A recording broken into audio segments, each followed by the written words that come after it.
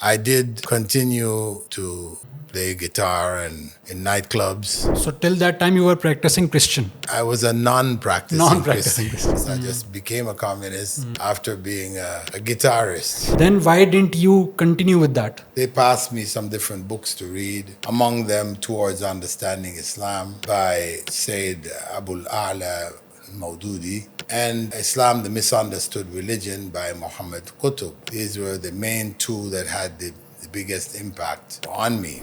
Is there any place in the world where this deen is established? It's not going to happen just like that. If I have to, or anybody from Pakistan have to apply for any course, what's your website and what's the process? IOU.edu.gm. What are the positives that you see in the people of Pakistan?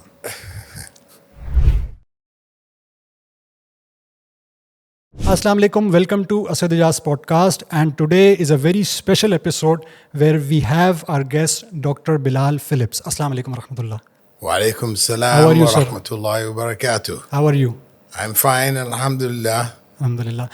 Dr. Bilal Philips has a very unique story of transformation of Islamic preaching. He's a renowned Islamic scholar, and throughout his life, there is quite a bit of transformation. If I tell you that he was born in Jamaica, raised in Canada, and got education and the experience from different parts of the globe, and finally from being a guitarist to a communist, then he transformed, and now he is a strong advocate of Islam throughout the world. So, sir, welcome to the podcast.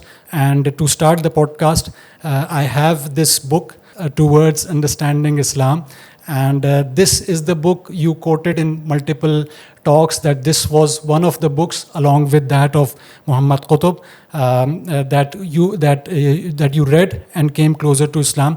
So I thought, to start the podcast, I want to give you as a gift so that you can remember that journey that started with this book and other books from Maulana Maududi and Muhammad Qutb. So just to start off the things related to your transformation. So how did all this happen, and what were the stages through which you went, and now came to this phase of the life? Well, you're talking about a lifetime of experience. I don't think we'll have enough time to go through all the points. Exactly. But suffice to say that I was born in Jamaica and grew up early years, primary school in Jamaica. Moved to Canada with my parents, who joined University of Toronto. They both studied there, became teachers. My father teaching English and my mother teaching mathematics. Following that, my family moved to Malaysia, to East Malaysia in particular, Sabah, city Kota Kinabalu. So it's the capital of Sabah. So I spent a chunk of my teens, early 20s before leaving Malaysia. In Malaysia, I did get a guitar. Mm-hmm. That was what I was referring to. And utilized it in a band, formed a band with other expatriates. I think one member of the band was Malay. Okay. The others were mixed backgrounds. Some were half Indian, half British, and half Chinese, half British, like this. And that period was really not influential on my later development towards Islam. It was just a period there. I did continue to play music, play guitar and sing, and in nightclubs. So till that time you were practicing Christian, if I can say that. I was a non-practicing Christian. Okay. Like most Christians. Okay. We go to Friday, or not Friday, but Sunday sermons on Sunday. that was it, and that was Christianity anyway. There's no other requirements really beyond that. So I moved to Canada, and I should say probably the one factor which was represents my first exposure to Islam in practice, that my mother adopted an Indonesian young teenager who she felt pity on because he wouldn't be able to get into university in Malaysia as a non-Malay. So she adopted him in order to take him back to Canada when my parents completed their time working in Malaysia. So they moved back to Canada. Yeah, when they moved back. So that he could go into university in Canada as her adopted son, he would get the opportunity. So he was a Muslim. He was Muslim. Okay. And it is living with him, because from the time we got there in the early 60s till the time I left in the early 70s, maybe 1970, 69, 70. During that period of time, myself, my brother and sister, who were also Christians, lived with him. He lived in the house with us. So you experienced a practicing Muslim living with you? Yes. Okay. He did his prayers. He fasted Ramadan. The basic practices he did do. And we did observe him doing it. Personally, I wondered why he was doing it, but I understood it was the cultural... It's a custom or a culture there. Yes, that he followed. So 10 years, you took 10 years and there was no transformation. But what was the change maker in your life after those 10 years? Because 10 years you were living with a Muslim who was somewhat practicing Muslim, and then you didn't, reverted to Islam with him. What compelled you to come towards Islam when you moved back to Canada? Well, I took some more steps. Okay. I went into university, biochemistry, and got involved in student politics. Oh. Where students in the university I went to in West Coast Canada, called Simon Fraser, the students shut down the university and demonstrated against the government for producing napalm bombs, which they were selling to the Americans to use in Vietnam to drop bombs on the Vietnamese people. Right. So I joined that student rebellion. I understood it was evil. It was not a good thing. It was bad. And got caught up in that movement and the politics connected to it. I came also under the influence of some of the professors who were teaching there, who were Marxist-Leninists. They were communists, virtually communists.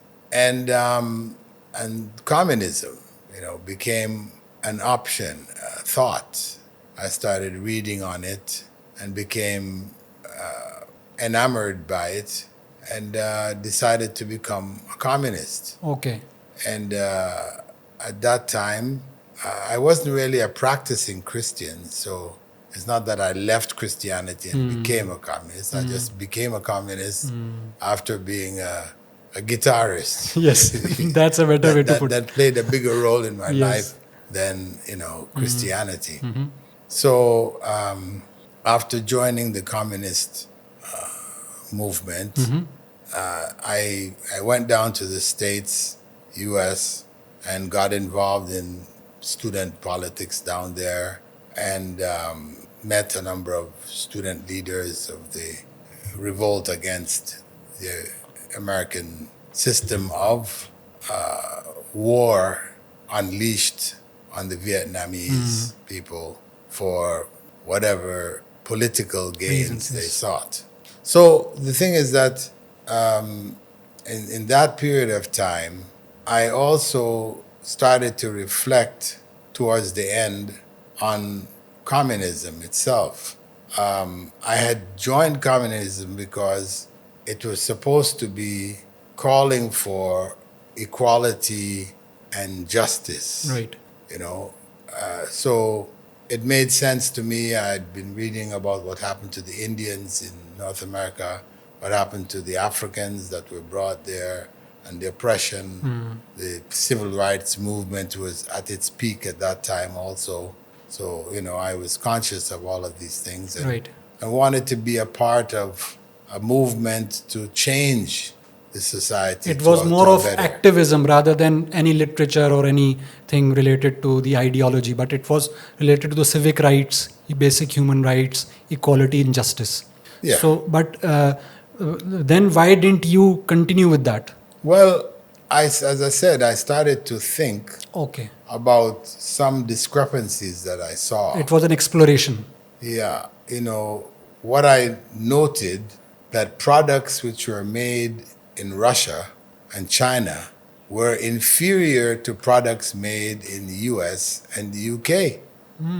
So if the communist system is better, then it should show up in the products that they're producing. So I felt something was wrong. Something was missing, basically. Yes. Yes. And that led me to start to read more and reflect on other thought, people's writings, etc. And I eventually, through the help of some draft dodgers who had fled America to avoid getting drafted and put in Vietnam to fight, they had moved up to Canada. I ran into some of them in the you could say I was part of an activist group in Toronto, which demonstrated and held, gatherings, large gatherings for youth, speaking against the Vietnamese War and things like this, connected with that. Among the people in the Vietnamese, who were demonstrating against the Vietnamese War, were some Americans, the draft dodgers I mentioned, Yes. who had actually become Muslims, Okay. two in particular. Okay. And, I became friends with them Okay. and listened to them because they were talking more along the lines I was thinking, The solutions, practical Yeah. solutions. They were not hardcore Marxist-Leninists, they accepted it because it was the alternative, the only alternative. But they were promoting actually Islam amongst the youth who were caught up in the movement of resistance to American utilization of Canadian resources to bomb the Vietnamese. So in the course of our discussions, they passed me some different books to read, among them Towards Understanding Islam by Sayyid Abul A'la Maududi, and the Islam, the Misunderstood Religion by Muhammad Qutb. These were the main two that had the biggest impact, on me. In particular, Sayyid Qutb's book, not Sayyid Qutb, but Muhammad Qutb, the brother of his Sayyid. brother, he did a comparison, of communism, capitalism, socialism, religions, Buddhism, Okay. Islam, etc. And in that presentation of research that he brings, he basically shows that all of these various systems had good in them. They all had good. But at the same time, they all had bad.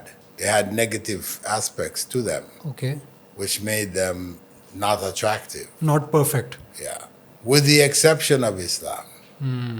What I saw was that all of the negative things that were found in these other systems, political, religious, etc., the negativity that was in them was not found in Islam. Islam was the exception from them. And in socialism, communism, etc., the negativity that was in that also was not found in Islam. Okay. But the positive was there Right. in Islam. Right. So it became obvious to me that Islam was the best route forward. Alhamdulillah. You know. Alhamdulillah. If you are comparing it with the different systems like capitalism, socialism, communism, basically Islam says that it's not a religion, but it's an entire way of life. It's an entire system of life. It's deen, ad-deen, the terminology of Quran.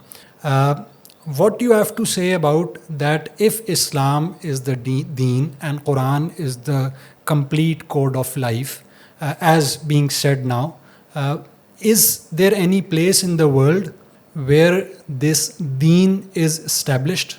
Through history, it has been established at different points in different periods of time and in different parts of the world. Yes. You know, if you were to ask, well, where is it being implemented today, according to all of its principles, you would be hard pressed to identify a particular place.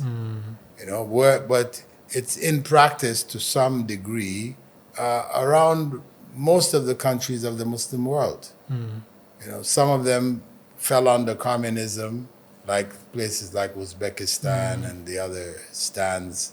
You know, they fell under communist domination. And others in other places fell under European colonization, British, like Saudi Arabia and other Gulf countries, etc.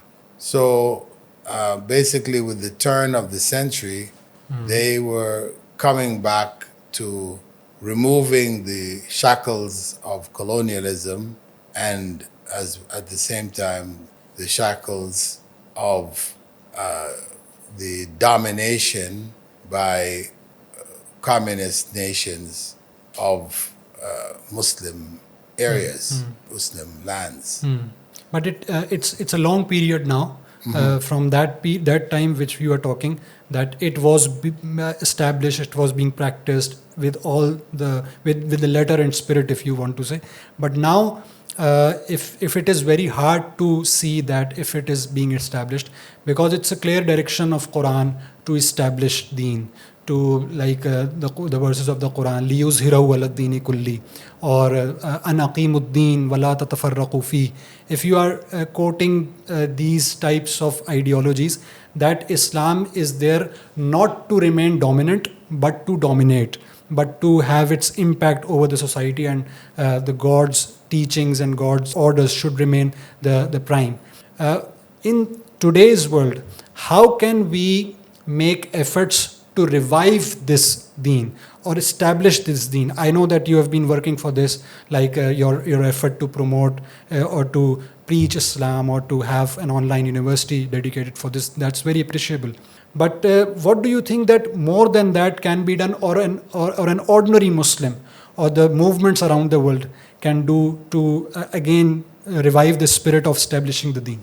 Well, it's the religion of Islam has, over the 1,000 years plus, you know, become dominant and fall back and come back again. It has gone through cycles. Yes. You know, and it is now again coming to the forefront bit by bit.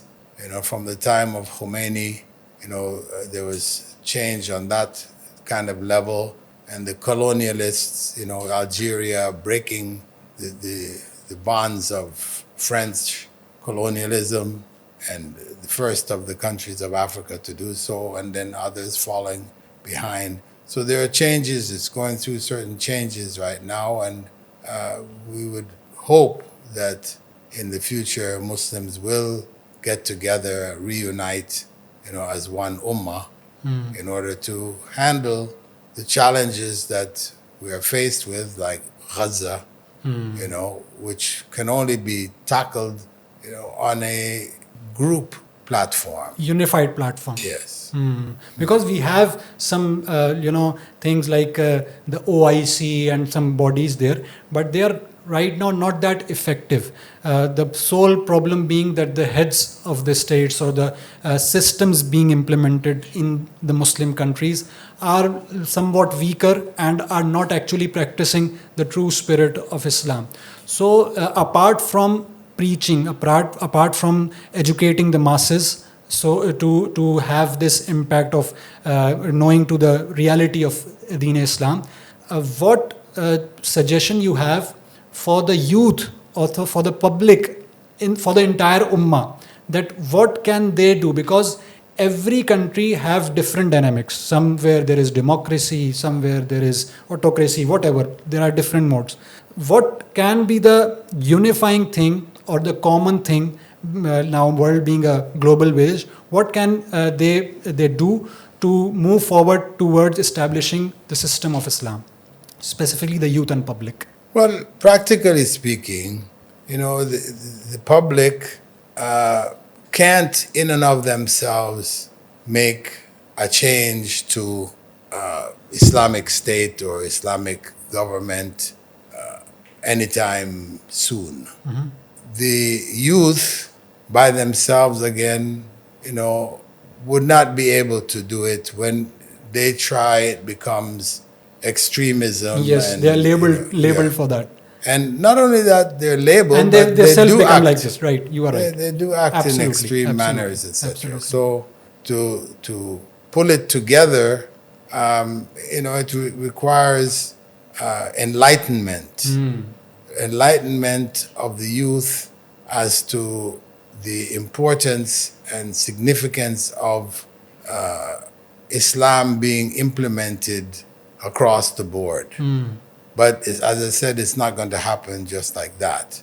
I mean, this is where your Islamic schools, need to be implemented, need to be in operation in the various countries to start bringing up a generation that has Islamic consciousness from youth, from early youth, and at the same time, where certain countries have taken greater strides forward, that Muslims from other parts migrate and support them in their efforts to reestablish Islam on a governmental, State countrywide, state level.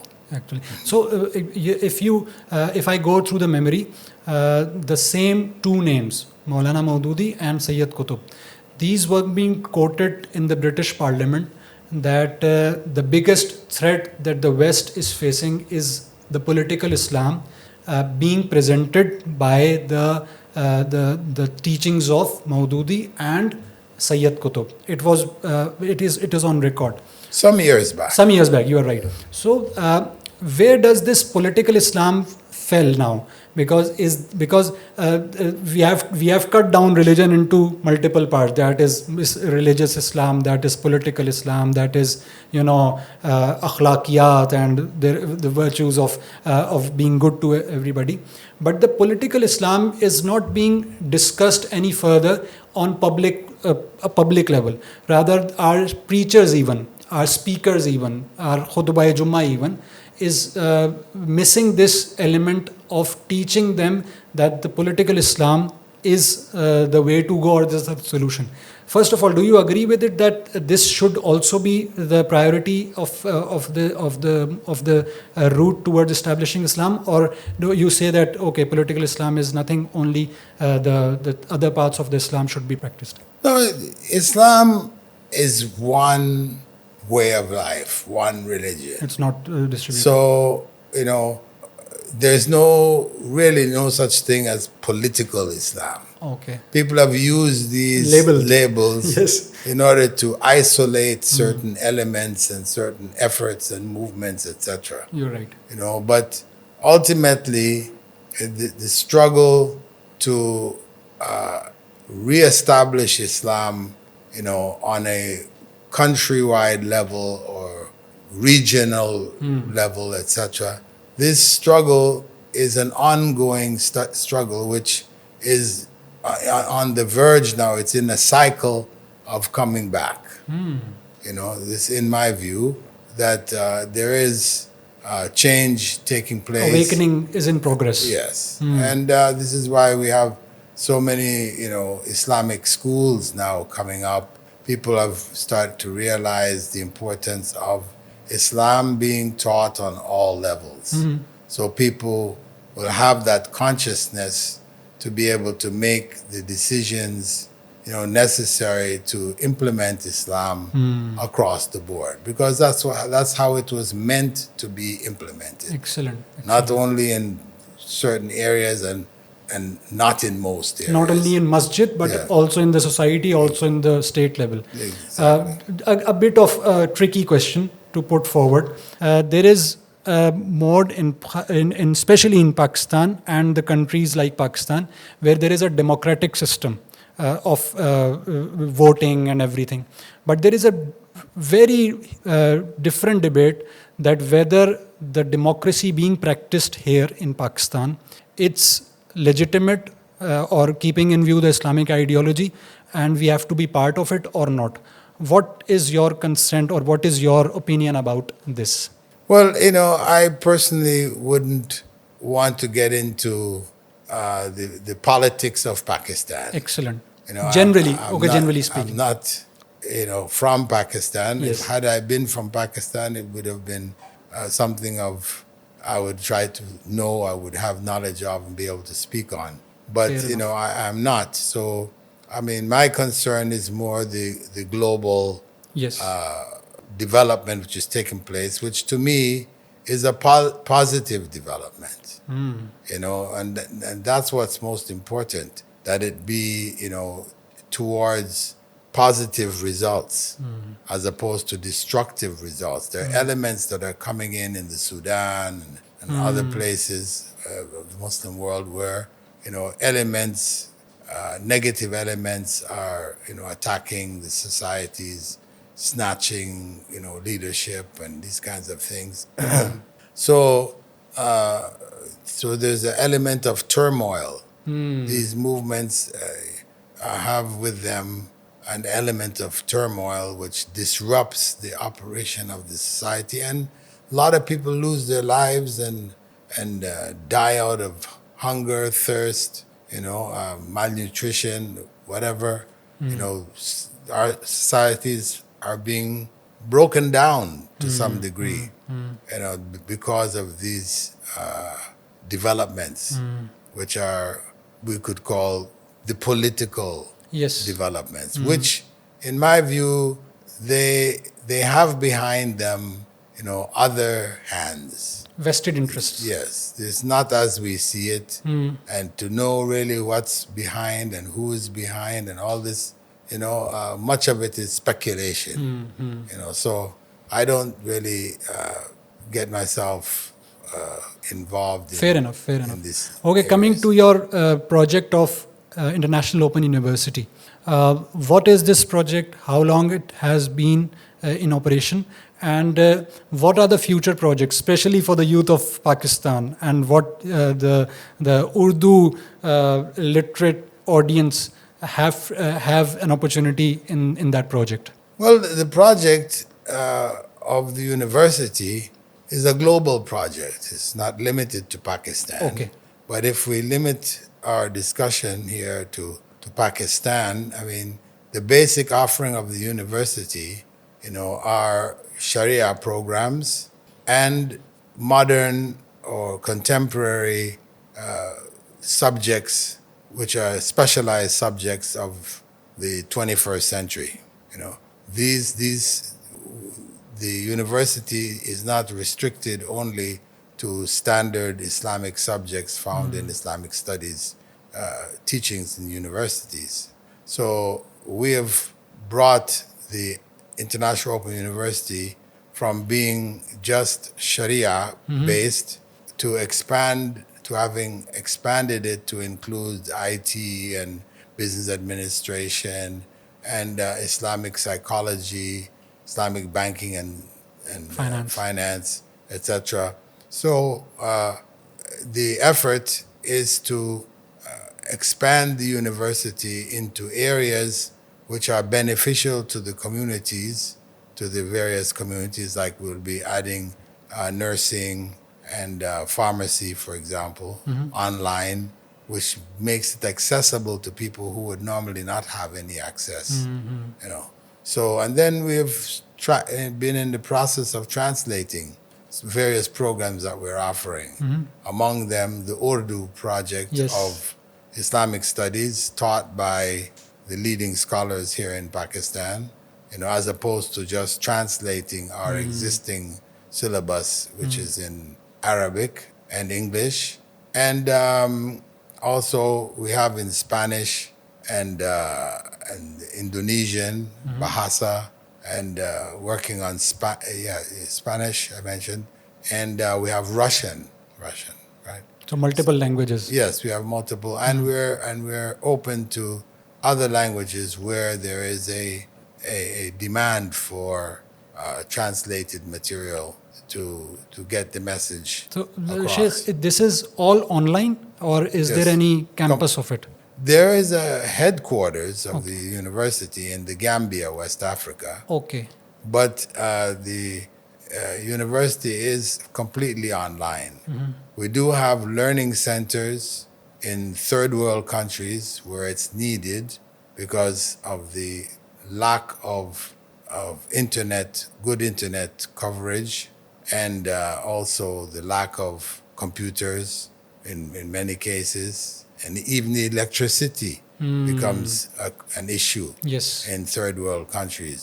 So we've set up learning centers and examination centers in over 25 to 30 countries around the world, major areas and major capitals. And if students register from other areas, we arrange for them learning centers accordingly. So if I have to, or anybody from Pakistan have to apply for any course, what's your website and what's the process, the simple process? Can you just tell me the website? Well, the website is basically iou.edu.gm. GM. Yeah. Because it's from Gambia. So, okay, last question. You've been to Pakistan multiple times, and this is also your trip to Pakistan where you've been to Lahore, Islamabad, and now Karachi. So you are quite familiar with the things. What are the positives that you see in the people of Pakistan? Well, to talk about all of the people of Pakistan is a bit much, right? Okay. Because I don't know Only for all- those don't know you have experienced with.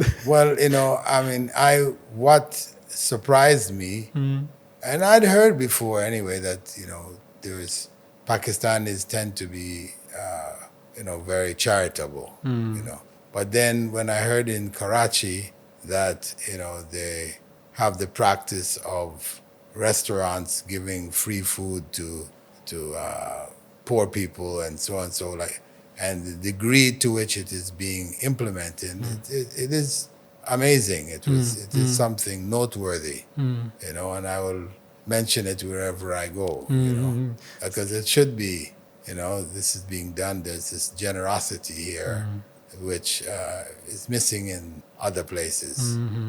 Closing the podcast, the current situation of the Middle East, Gaza.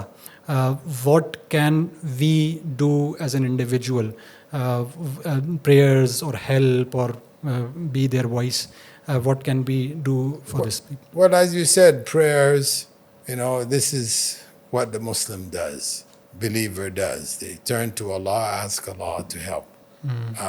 What we should be doing, because were the Muslim Ummah together, if it was together, then we could have ended this very quickly. Absolutely. But because our lines are all broken, our countries are separated from each other, etc., all of this negativity in terms of our existence, we're weak. So what we can do is only to find out reliable organizations that are sending food and other things which are needed, like medicines, etc., to Gaza, and we ask Allah that it gets to them, because so much of it is blocked by the Israelis, etc. So that's all we can do. We do what we are able to do. Knowing that, inshallah, Allah will reward us for our intentions, even if what we have tried to do doesn't get to the people that we intended it to get to. It's a very important point, because many people show their concern that if we give, it would not reach there, so we just tend to pass by it. So thank you very much for being at my podcast, and we would try to be in contact with you for your university project, and next time when you are in Pakistan, and hopefully you will have better health. Thanks for your time. Thanks for listening or watching this podcast. I was honored to have Dr. Bilal Philips at my podcast, and inshallah for the coming podcast we'll have some other guest with you. Thank you very much. Thank you very much, sir. Assalamu alaikum. Barakallahu feekum.